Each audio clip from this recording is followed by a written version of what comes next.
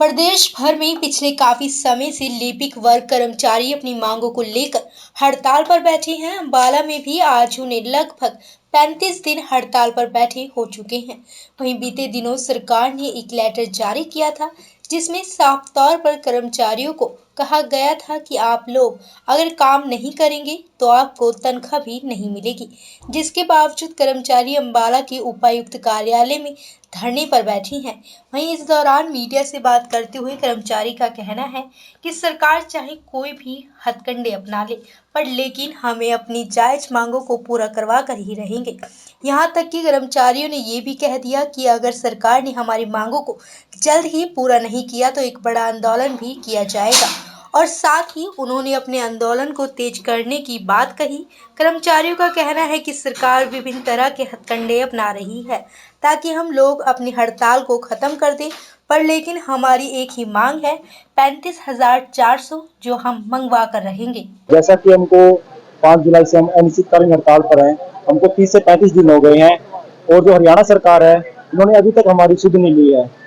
इतने लंबे टाइम से हम अपने संघर्ष के लिए, अपने 35,400 के लिए यहाँ पर बैठे हैं। हम सरकार से निवेदन कर चुके हैं कि आप हमारी जो जायज मांग है उसको पूरा करें। ये हमारी मांग ही नहीं है, हमारा हक है और हमें जल्दी से जल्दी मिलना चाहिए। सरकार की तरफ से पहले बाढ़ का हवाला देकर के, अभी मेवात दंगे का हवाला देकर के इसको बहुत देरी से किया जा रहा है।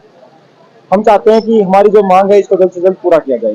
बिल्कुल जी, अगर सरकार अगले 1 या 2 दिन में हमसे वार्तालाप के लिए हमको नहीं बुलाती हमारी राज्य कार्यकारिणी को, तो हम कड़े कदम उठाने के लिए भी तैयार हैं। हम अगर जरूरत पड़ती है तो आमरण अनशन या जेल भरो आंदोलन के लिए भी तैयार रहेंगे। देखिए, सरकार के ये हथकंडे होते हैं। नो वर्क नो पे की जो पॉलिसी होती है उसमें दूसरा एक पहलू है जो अभी तक शायद आम जनता तक नहीं पहुंचा है कि अगर सरकार ये पॉलिसी लागू करती है तो वो जो बैकलॉग का जो काम है, जो पुराना जो पेंडिंग काम है, उसे कौन करेगा? उसका फिर आप लीप के वर्ग से ये अपेक्षा नहीं कर सकते कि वो आपके बैकलॉग के, जब भी हमारी हड़ताल खत्म होगी, कि वो बैकलॉग का काम भी आपको करके देंगे। तो ये तो सरकार की एक पॉलिसी रहती है कि किसी न किसी तरीके से जो कर्मचारी हैं, जो आंदोलन करने वाले लोग हैं, उन पर दबाव डालने की एक नीयत रहती है। देखो, उम्मीद तो अब सरकार को देखना चाहिए कि हम भी जो कर्मचारी वर्ग के लोग हैं, जो 28,000 की जो रिपोर्ट हरियाणा सरकार को गई थी कि स्ट्राइक में कितने कर्मचारी शामिल हैं, तो वो एक आंकड़ा 28,000 का था।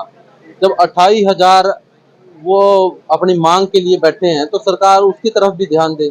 और रही बात काम की, तो काम जो लिपिक वर्ग का काम है वो लिपिक वर्ग ने ही करना है। इक्का दुक्का सरकार ने अपनी तिकड़म लगा के ये जो काम रजिस्ट्रियों का शुरू करवाया है, उसमें भी सरकार को पता चल जाएगा कि कितनी परेशानियां फेस कर रही है सरकार। सरकार ने पहले पटवारियों की ड्यूटी लगाई, उन्होंने साफ इनकार कर दिया। फिर कानूनगो की लगाई, उन्होंने कर दिया।